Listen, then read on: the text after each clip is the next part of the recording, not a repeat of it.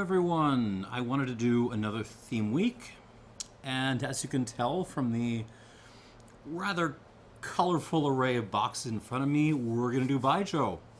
Because it's been, I think, a couple of years since I've done any Baijiu reviews. And every time I try some of the stuff, I keep thinking I should be drinking more. So we're going to try some stuff this week. Theme's going to be like distilleries that don't get a lot of attention compared to the big names, but also anchored by some stuff from the big names, like Luzhou Laojiao here. Now, I have... Come on. I keep thinking that there's going to be like a thriving community of English language Baijiu reviews. They're going to pop up on YouTube or elsewhere. Because, you know, like my little channel here, I kind of do everything. So I can't, you know, focus too much. And in the meantime, like there's been some great channels that have popped up devoted to brandy, to rum, other stuff. I haven't really seen a great English language Baijiu channel yet. So if you know this stuff better than I do, there's a market opportunity. Anyways, we're back to Baijiu. This next time we're gonna do some sauce aroma stuff. Here we're doing like more, I would say more budgety options in a variety of styles. So, all right. So for the the new Guilos who snuck in the back and didn't watch the Ming River review from years ago, let me explain one more time what the heck Baijiu is. So Baijiu is a grain-based spirit, and you're cool so far. Grains involved. Okay, so there's also peas involved sometimes, and peas a legume. I'm not a biologist. Sorry. Peas are involved sometimes, but other than that, it's mostly grains. And you're going to see a lot of sorghum. You're going to see a lot of rice and glutinous rice. You are going to see, but also some old friends like wheat and barley and corn. That's all going to sneak in. And at this point, if you are any kind of like a whiskey person, you say, okay, I'm cool so far. Now it's going to get weird. Because when you make a whiskey, when you make well, let's say a grain-based spirit, what has to happen? You have to turn all them starches into sugars, and then you have to ferment those sugars, right? And generally what you do in grains is, well, you could malt some barley, right? Get, come on, pour. You can malt some barley, get the starches converted to sugars that way. You could make a mash, including maybe some malted barleys or added enzymes. In any case, you're getting enzymes in there to convert starches into sugar. And at any point, at any rate, what's eventually going to happen is you putting this into, it has various names, but basically a kind of like grainy liquid that's going to turn into a beer. In Scotch you would call this a wash, right? It's basically starchy liquid, and then I guess you could use ambient yeast. That's pretty rare, but most of the time you're getting yeast out of a bag and you're putting it into your starchy liquid. The yeasties are gobbling up all the sugar and they're pooping out alcohol. Yay! And then you have your weak beer that goes in your still, and you have many different options there, right? You have batch distillation of various sorts. You have continuous distillation of various sorts. But in any case, at the end, you're going to get yourself a grain spirit, and then you're going to bottle it immediately. Maybe you put it in a neutral vessel of some kind for bottling later, or more likely you're throwing it into some kind of barrel to age it, right? You know all of this stuff. Throw all of it out the window because Baijiu is different. There is no wash. There's no wash. What you're going to do with Baijiu is you're going to take your grains, get sorghum, whatever, and you're going to throw them in your still. Your still is basically a big steamer. Okay, asterisk, rice aroma Baijiu is a little bit special. They're a little bit weird. I don't want to talk about them here. So leave them aside. Everyone else, you're putting them into a still, which is basically a big steamer, and you're steaming your grains to get them kind of damp and hot to kind of break down those molecular walls. Then you are taking your wet, hot, not even wet, like damp, hot grains out of the steamer, your still, and you are mixing them, you're tossing them with this stuff called chu. What is chu? Chu is stuff made in a different process. It comes in all sorts of shapes and sizes, but basically it's mostly grain-based stuff, although this is where the peas can come in on occasion. Mostly grain-based stuff. Also some medicinal things can come in here.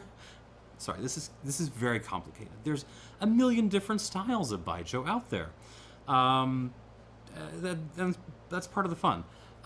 Anyways, so it's grain-based stuff, chu is, that is cultivated with yeast, but also fungus and bacteria. So chu is like this microbomb, and it is a microbomb that is expressive of the region, the place where it's made. So this is a lot of where the terroir specificity of Baijiu comes in, from the chu. So you're going to toss your moist, hot grains with this stuff, and then you're going to like just throw it somewhere, sometimes in a big hole in the ground, which you're going to cover up, sometimes in a stone jar, lots of ways of doing it. And saccharification and fermentation are going to occur at the same time, along with all other kinds of complex microbial processes. You're basically gonna just let this stuff cook for a long time. You're talking, I don't know, a couple of days up to like half a year, maybe, especially in the strong aroma styles. It can take a long time. And then you pop your thing open. You take your stew of grains and whatever you want to call this. Your distillable material, which is still basically in a solid state, right? It's maybe a little bit moist, but that's it. Then you put that back in your steamer, and then you blast it with steam again. You're only doing one distillation with this. You're only doing, and it's batch distillation, but it's steam based. But because of something about distilling stuff in a solid state, the amount of reflux, the amount of work alcohol vapor has to do getting through layers and layers and layers of solid grain, means you get, with this single batch distillation, ABVs of around 70% or so, which is a lot. So, and even when you're collecting the alcohol, there's different ways of doing it. There's, I'm not even getting into that. And then you age it usually in clay vessels. Clay doesn't add any additional flavors of its own, but it's very porous. So you get oxidization, you get tertiary flavors, as we would say in wine, forming. And then you get a whole blending thing, which is its own thing. Anyways, Baijiu is really cool and really different and really complex.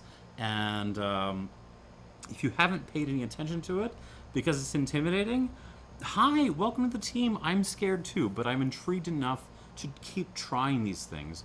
So let's taste a bunch. We're going to start with this. Thank you for bearing with me for 9 minutes. This is Little Lang. Little Lang is the best-selling small format Baijiu in China. This comes from the Gulin Langjiu Distillery. We shall have occasion to talk more about this distillery in the next video, because most of what they do is actually sauce aroma Baijiu. I'm not even going to talk about the different. Well, I have to talk about the different styles of Baijiu a little bit, but I don't want to get into. I just want to do some reviews. But mostly they make a different style, which is not necessarily representative of the region. In this case, they're doing a little bit of that and then blending it with strong aroma style Baijiu, which is more typical of Sichuan. That's the style where you're burying your grains in a pit for 6 months before you dig it up and throw it in your still. Anyways, this is not expensive. You can get this 100 milliliter bottle for about $6 or $7, which is a great way into the style. I can't find a exact grain mix on this. I would guess that sorghum and wheat are involved, and it's 45% alcohol, which is a little bit low by Baijiu standards. Usually, going to see like 50 to 53%, somewhere in there. Anyways, I'm super duper excited. Let's get our noses into this on the nose. Yes. Yeah, I mean, I missed Baijiu. Oh, Baijiu is so fun. Okay. Pineapple and like rotting orange peel, which is getting a little bit of mold on it, smothered in black licorice and like a little touch of gorgonzola cheese, like blue cheese. Come on. It's a little bit shy on the nose, but it's picking up. There is like a lemon limeys thing. This is gonna sound silly, but like 7-Up syrup. So you know the syrup you use to mix with the bubbly stuff in order to get 7-Up. This smells like that syrup. Little touches of ginger. Certain minerality. Hard to put my finger on. Just like some wet rocks. It's a little bit grainy, but it's kind of in the back there. They have not been shy about the time spent in fermentation on this. Maybe, yeah, little hints of like multi-grain bread. I'm gonna say that. I will say I'm not getting a lot of like sauce aroma, guaicho style stuff happening on this, even though it's a blended style aroma. I'm not getting like any soy or sesame stuff happening. I'm not getting like any like chocolatey notes, which I kind of associate with that style. So it's at least on the nose, it's got a very dominant, strong aroma kind of character. Instantly, of course, it's completely alien to the culture of Baijiu to be like pouring it into Glencairn glasses and nosing and tasting it like this. What you would do is you would pop this stuff at dinner. This is meant to go with food. And then pour it in these tiny little glasses, and everyone does shots, and you go running around the table like toasting people and getting, kind of shit-faced in a nice, sociable way. We're not going to do that today because I like my Glencairn glasses, and damn it, I'm not changing that for anyone. All right, on the palate.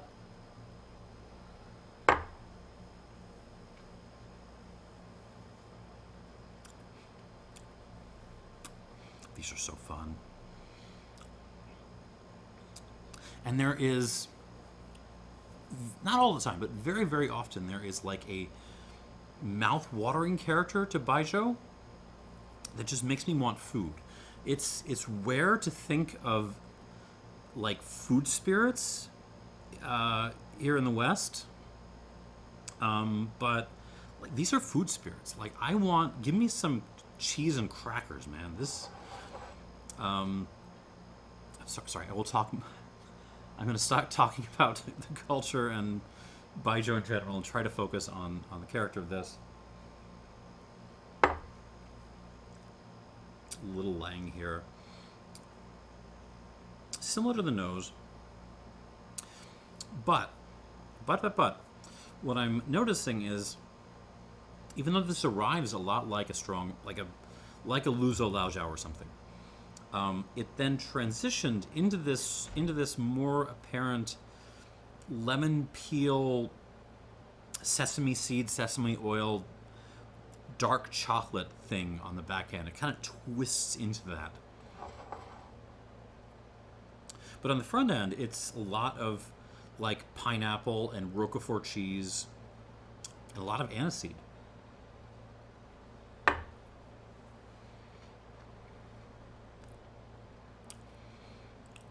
Orange peel, that kind of like lemon lime 7-Up thing. There's a little bit of herbaceous medicinal thing, almost a little bit of Ricola, but no, maybe it's just like some kind of cough syrup I'm half remembering from youth. There's something medicinal like that in here. Yeah, and then you got that little like sauce aroma twist in the back, which really isn't apparent on the nose. On the nose, if you hand this to me, I'm just thinking strong aroma, Sichuan, all that stuff.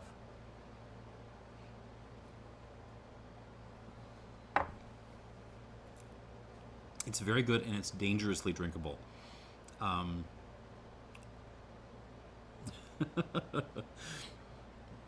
right. Gen Z crew, come on into the room.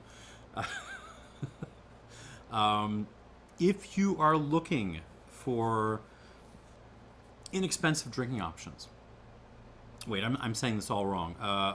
Okay, I know I'm a boomer, but no cap, FR. This is a great little value to grab for like, food or a party or something like that.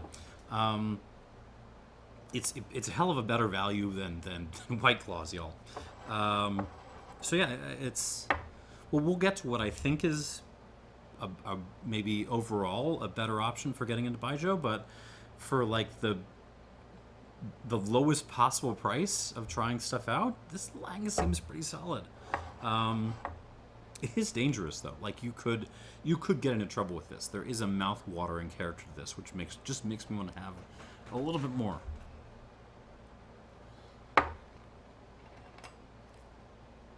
Give that a squirt, and we'll come back to it. Adding water and then coming back to your Baijiu is also completely against the culture of Baijiu, but it's what we do on this channel, so we're gonna stick with that. All right, moving on. Next up is XiFengJiu. So, Phoenix Aroma Baijiu. This is a style from Shaanxi. It's really only represented by this distillery, by the I forget it's something like West Phoenix Distillery, something like that in English.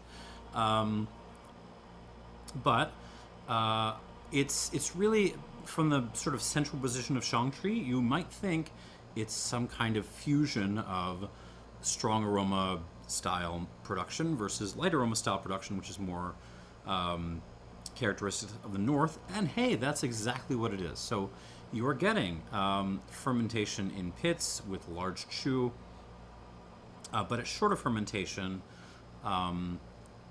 more in a light aroma style. And then there's aging in like these baskets made of like animal blood pulp. If you are a vegetarian, stay away from Phoenix Aroma Baijiu, but everyone else come right in. Anyways, so I should talk about this bottle.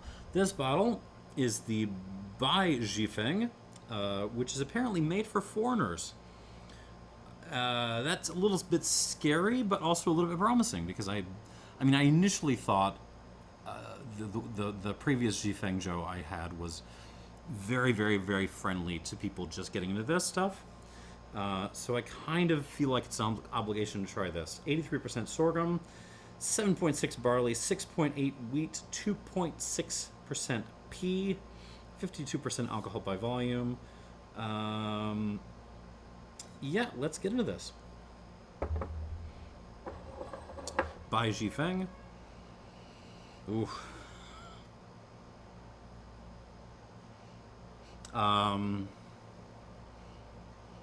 Young and kind of a little bit raw. This is a little raw. I would like to say I like it raw, but maybe I don't really like it. I don't like this raw. This is much, much more grainy than the Little Lang. So it's a lot of the same characteristics, because again, you're using large chu, you're fermenting in a similar way. It's a different emphasis. This is multi-grain bread first and foremost. Like fresh, kind of yeasty multi-grain bread with like some pineapple syrup poured on top of it. And then you're going to have some licorice and maybe some Stilton on the side. But then there's this like kind of a root vegetable thing, like some yam happening. Yeah, like yams, like cooked yams, but also some raw yams. White pepper, some lime peel. This is going to sound silly, but asparagus? There's a little bit of like a kind of older, slightly less than fresh asparagus note in this. Mashed lima beans. It also smells a little bit like a farmhouse ale.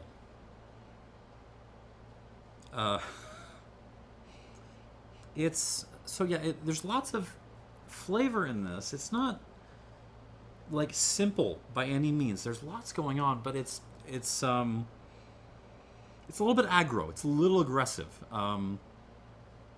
So we're gonna see what happens in the palate. Here we go.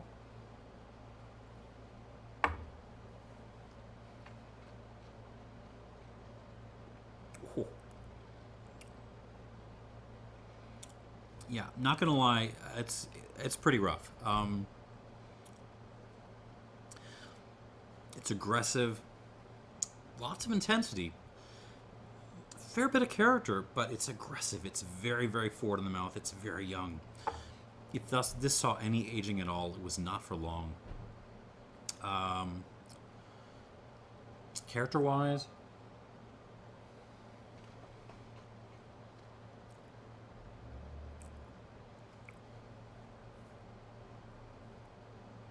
so very peppery, lots of like just peppercorns,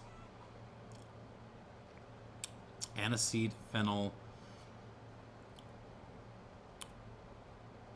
pineapple and orange, but it's like there's no sweetness to it. It's almost like if you had those flavors, but you sucked all the sweetness and all the fruiting, even all the fruitiness out of them. That asparagus thing is there.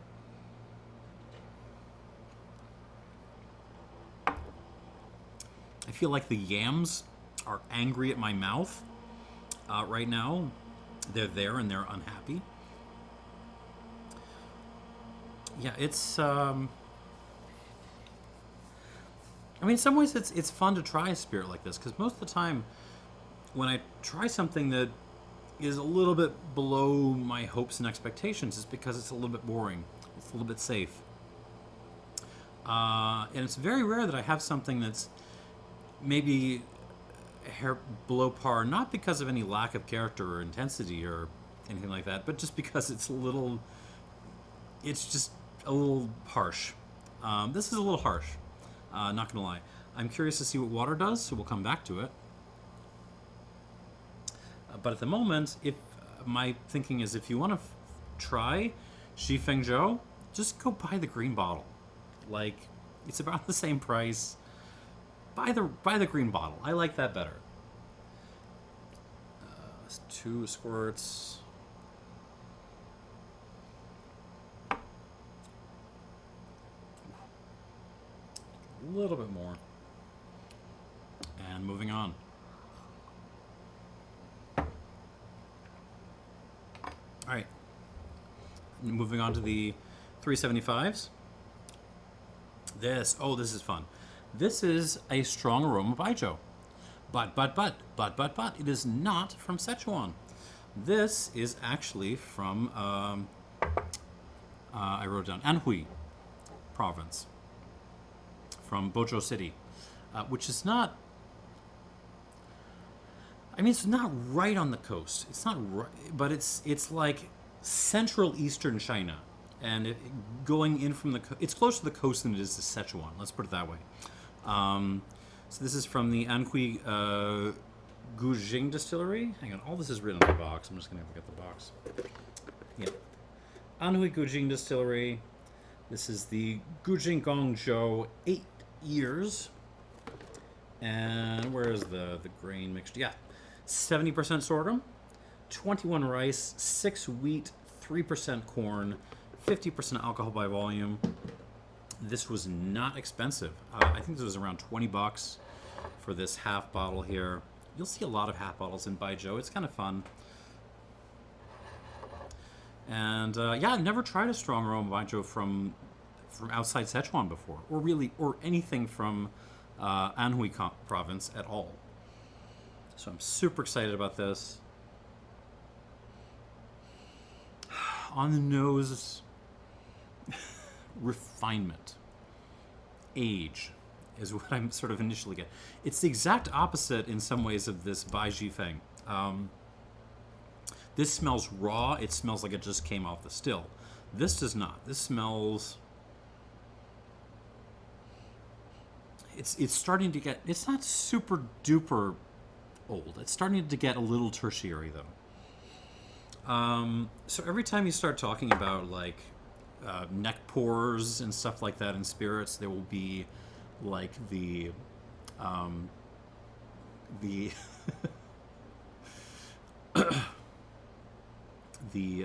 neutrality gang will come in to tell you that you are dumb and that alcohol, distilled spirits, are completely neutral and do not change with exposure to air because they're at such high alcoholic strength. You knows this. And you just, like, you can tell that this is just something that's been kind of resting for longer with that kind of slow oxidative air exchange that you get with clay. I'm not saying that neutrality gang doesn't have a point, because our obsession with neck pores is kind of stupid. But yeah, I mean, spirits change with exposure to oxygen. They just do, and I need to get some notes on the table. It's tough to. The tricky thing is a lot of the notes I named on the Little Lang, especially, but also on the Xi Feng, are still in this, but it's just delivered differently. We're still on, like, orange and pineapple and licorice, and I mean, it's cheese, but it's more like almost like brie or camembert now. Like, so rustic camembert cheese that you left in the fridge for like 2 weeks and forgot about it, and you took it out and it actually turned out to be better because it's a little bit more stinky, like that. But now with this particular 8-year-old, or it just says 8 years, it could be I don't know what that means by these laws. In this case, it's just less punchy and more velvety. I don't know how to put it. Imagine if you took the Little Lang and, like, imagine if it were like those flavors were IHOP syrup. Like, it's as if you were smelling those flavors in IHOP syrup form. It's very syrupy, it's very velvety and nice. Although pay more attention to this, and you start to get it almost like a lemon apple kind of character. It smells a little bit like an Oregon Chardonnay, which I'm cool with because I really enjoy Oregon Chardonnays. Actually, you know what I'm getting? You know what I'm getting that I wasn't really getting on the previous ones in the nose? Umami stuff. There's some, like, dried seaweed, some, like, soy sauce stewed mushrooms, like miso soup stock. Yeah, like, it smells more umami than the previous ones does. Fun. Okay, let's see what happens on the palate.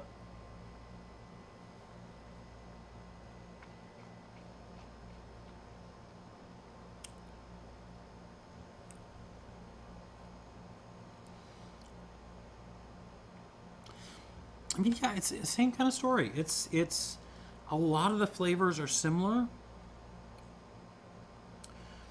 but it's the way it delivers those flavors, especially on the finish, it's very different. It arrives on, like, peppercorns, orange pineapple, aniseed fennel, that, like, old fridge-aged camembert thing, But then it closes on like cider apple, like sour, bitter apple. Lemon peel, soy mushrooms, eggplant, like cooked eggplant, seaweed.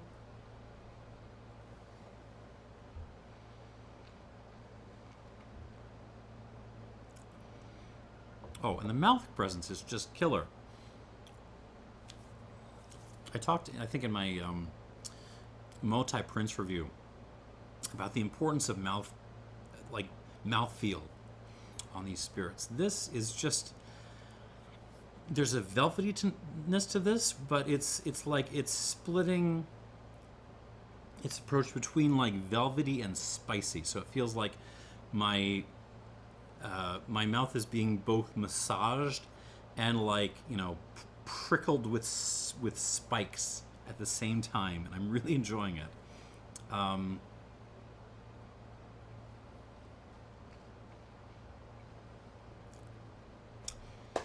$20, y'all. Like, you can't even get a bottle of Black Label for $20. Yeah, wow. Oh, and there's like a little bit of minerality too, so like some wet rocks on this. This is good. This is real good. And a very budget-friendly option to try some old Baijiu.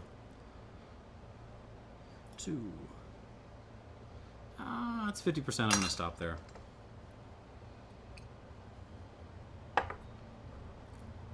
And last up, a distillery I already know very well. Luzhou Laojiao. This is the TouQu. TouQu. And this is 80% sorghum, 20% wheat. And this is, it's not just a strong aroma Baijiu, it's like the strong aroma Baijiu. The category used to be named after this distillery. To some extent, Wulangye has taken over the kind of the sales lead in this category, but these are the guys who pioneered the style, and they pioneered the style like, I don't even know, 7-8 centuries ago. Like, they've been doing this a while.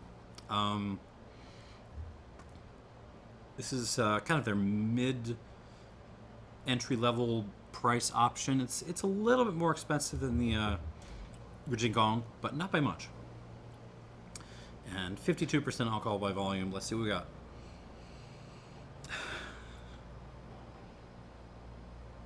I mean, ripping nose. It's it definitely doesn't have the refinement of the Gujing. Even without the age statement, this just seems a little bit more young. But I don't think that's its loss. It's just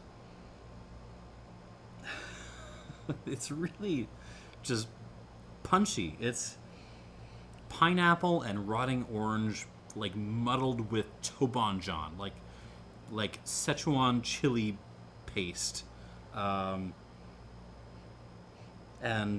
like aniseed, sea salt, peppercorn. Like this smells like Sichuan cooking. It smells like a Sichuan kitchen, and I love it. There's a little Roquefort cheese, a little blue cheese. And this is gonna sound weird. What else is new with this episode? But there's something about this. It smells like a Marlborough Pinot Noir, like New Zealand Pinot Noir, specifically from the Marlborough region, which brings this really racy, lean kind of style. It's sour cherry, it's rocks, it's herbs, it's stewed mushrooms. They aren't very structured wines, but they are just laser sharp.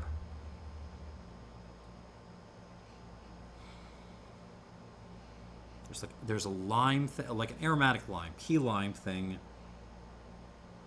Tonic water, as weird as that sounds, that multi-grain bread kind of note, that grainy note. Yeah, it definitely smells younger than the previous Baijiu, but gun to my head, it might actually be more complex. On the palate,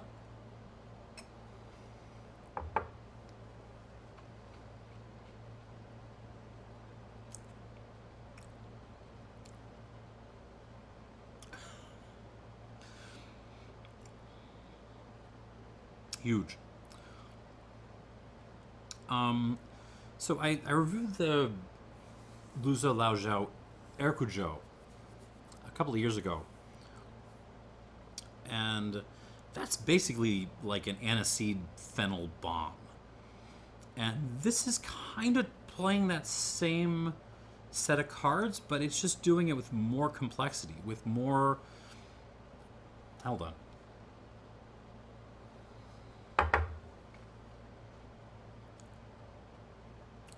Yeah, it's just a huge licorice explosion in your mouth. But there's also like lots of orange peel, pineapple, that kind of Tobonjan peppercorny thing. And lots of umami notes, the like New Zealand Pinot Noir thing. Grungy bread, like multigrain bread, something like, you know.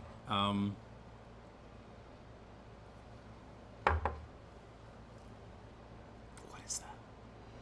On the back end, on the back end, there's like a little bit of a strawberry lemonade thing, along with some sour apple. So it's a very, very spicy, aggressive kind of spirit. A little bit like the Bai Xifeng, but this is just so much more composed and poised and balanced in terms of how it's delivering that hit.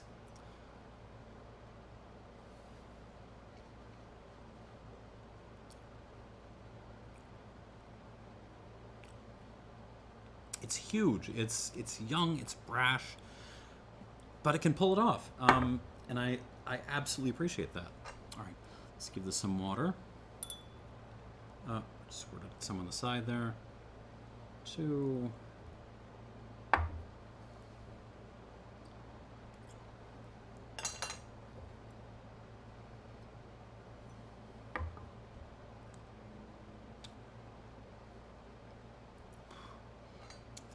Give it a little more. That is intense. Okay, moving on. Let's go back through these one more time. So yeah, yeah. I mean, the Luzhou Laojiao is the most expensive thing here, and it is still only, it's under $25 if you want to go hunt it down. And yeah, that's, I don't know what to say. That's less than a bottle of Wild Turkey 101. That's less than the cost of a basic blended Scotch whiskeys. I mean, these are absolutely killer values, and they're not huge investment. And if you're looking to explore the category, I mean, any of these is worth your time and money. Sorry, let's go back through these, starting with the Little Lang one more time. Zhao Lang Zhou, I think it is in Chinese. Anyways, on the nose now with some water. Now I'm getting the sauce aroma side of this. Again, it's supposed to be a blended aroma style between strong aroma like these two and also sauce aroma like we're going to get in the next video. And I was only getting strong before, but now the sauce is rolling in. I am getting, well, all of the above. I'm still getting the orangey pineapple licorice stuff. But now I am also getting some lemon. Little touches of super duper dark chocolate and sesame oil.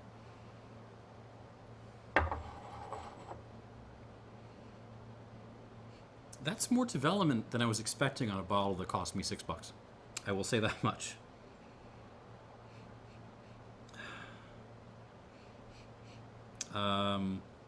Yeah, let's dive in on the palate.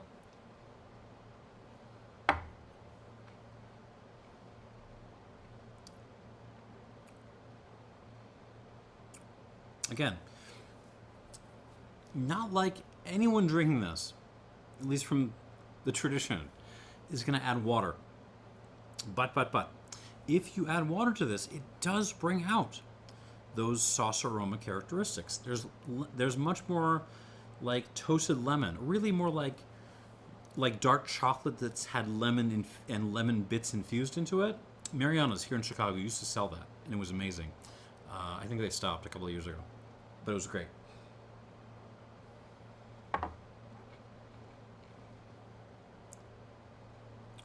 Yeah, lemon dark chocolate, and even a little bit of.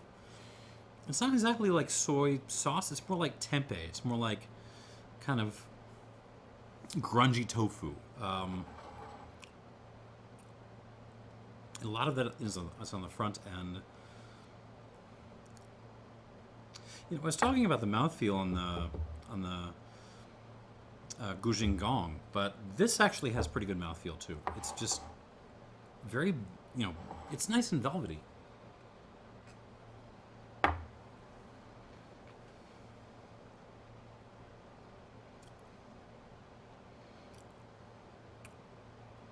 Yeah, I'm impressed with this little guy. I'm going to give this, I was a little stingy before, but I'm going to give this 84 plus out of 100.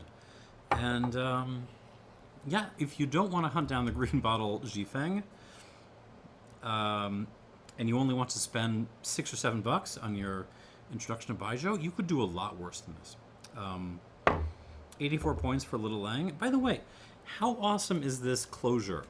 You've got a little screw top, and then below that screw top you have this additional top, which is like held on by pressure from the top, the main top. So it's impossible to spill this thing. How great is that? Scotland, where are you? I complain about Scotland. My God, like not even Japan, which is happy to have screw tops, does this. This is good. This is good design. Anyways, moving on to the Bai Xifeng. Hopefully this will clean up its act a little bit with the additional water.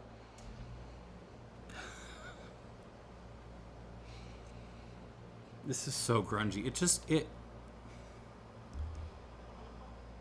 It smells a little bit like rotting potato buns. Ask me how I know what rotting potato buns smell like.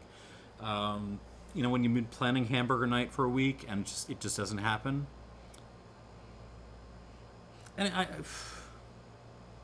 normally with a note like that, I will add "but nice" to the end. In this case, it's not that nice. It's not the worst thing in the world, but it's not nice.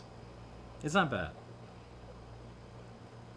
Yeah, it smells a little bit like you added some lemon to your farmhouse ale. And that's cool, I guess. On the palate.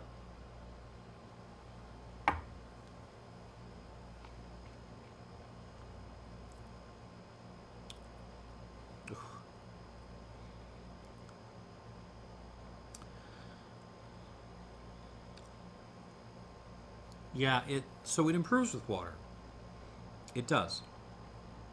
But it's still very raw and kind of boozy. If I'm totally honest, there's some kind of boozy, fainty characteristics in here which I really don't like. It's not completely ruining it, but yeah, this is not my favorite Baijiu ever.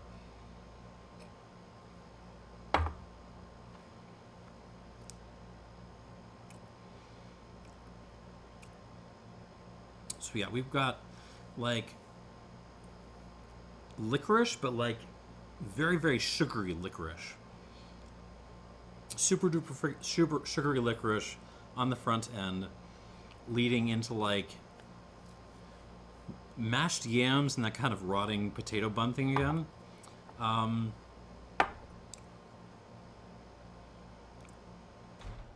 Again, it's big, it's intense, it's complex. It's just rough.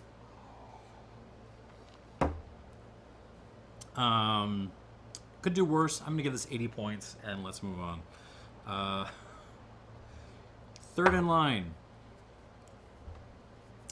Oh, I'm really excited to see what water does to this. We are back to the Gujing Gong, the 8 years. Let's see what happens on the nose of this.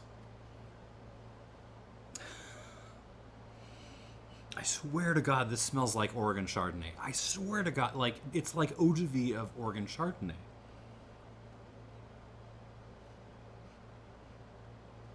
And I love Oregon Chardonnay, so this is right up. This is my jam. I love the refinement on this. There's a sense of just like delicacy of touch, even with the kind of grungy flavors involved. Like, if you are a wine nerd, if you are a Burgundy fan, go seek this out. Like, it's $20. It is worth your time and effort, I swear. Just try it. I'm just saying. Yeah, I love that umami thing that does. It's fun. I like this stuff. On the palate.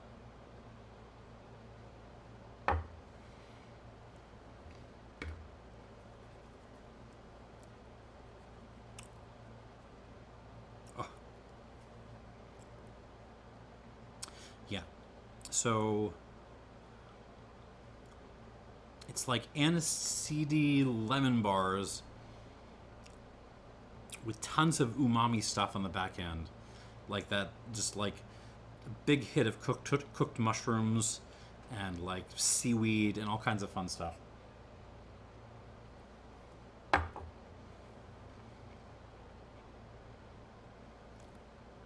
I adore this. I mean,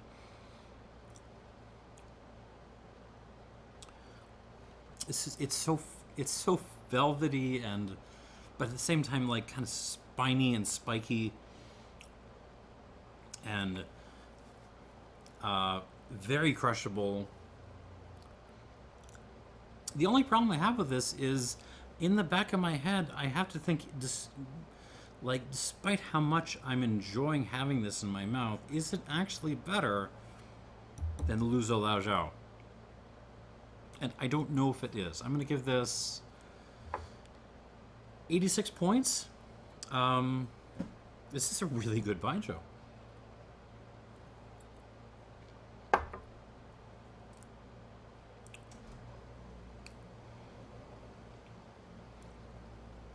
Yeah, that's terrific. 86 points. 86 points, and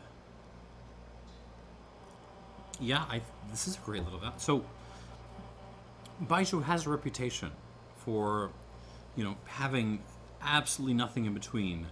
On the one hand, Red Star, which is god awful, and I might review it if someone just forces a bottle into my hand, but I don't like it and I don't want to spend money on it.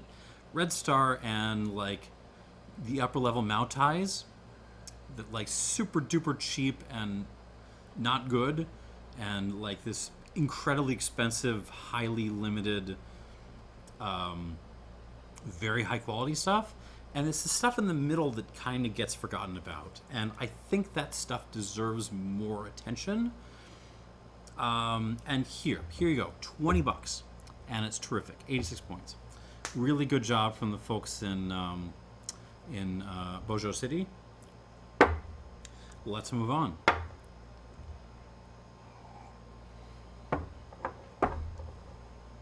Okay, we are back to the TouQu. On the nose, it's actually like, it actually calms down a little bit. I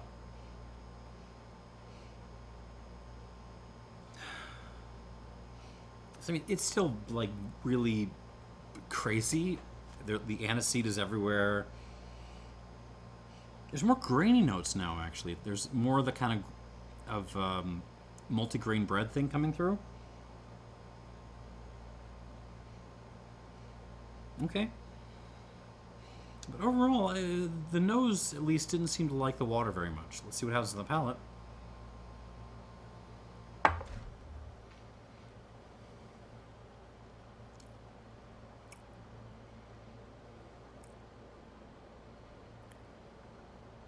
Okay. So the strawberry lemonade thing actually moves to the arrival. I mean, it's all through there, but yeah, it's more happening, like it's more happening on the arrival, that note. and then the licorice bomb drops.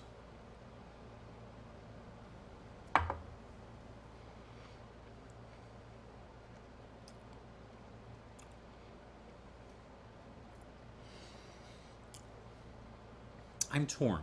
I'm torn about this because I think it was maybe a hair bit better without water. Especially the mouth presence, the mouth length in particular. Just it gets a little bit cramped. It starts to show its youth a little bit because now it's like all concentrated in the front of my mouth. Whereas before, this was kind of pushing back into my throat a little bit, which I appreciate. Now it's a little bit more constrained.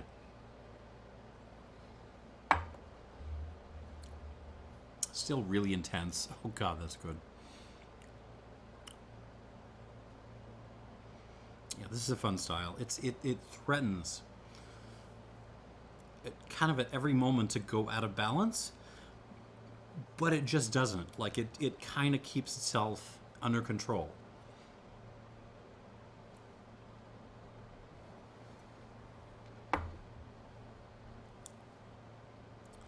And I'm sort of annoyed because in my heart,